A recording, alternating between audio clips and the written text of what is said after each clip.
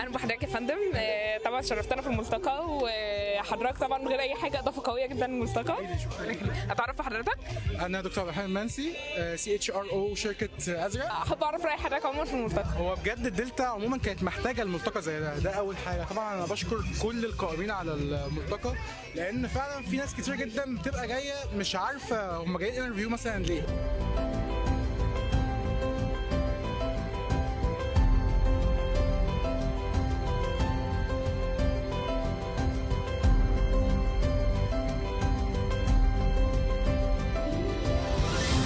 يبقى في اكتر من شركه هنا موجوده، وكلهم بيشرحوا المجالات بتاعتهم، وكلهم موفرين جوب اوبورتيونيتيز. دي بجد حاجه قويه جدا، وانا مبسوط بجد ان في حاجه زي كده اتعملت في المنصوره.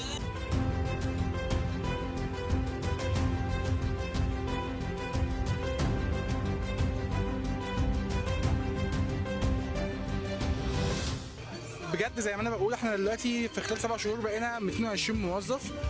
بنسعى في الاكسبانشن الجديد بتاعنا ان احنا نكون 500 موظف، عشان كده موفرين حوالي 200 اوبورتيونيتي معانا النهارده في الملتقى. بالفعل قدم فيها اكتر من 100 حاليا، عشان كده انا مبسوط بعدد الشباب اللي موجودين.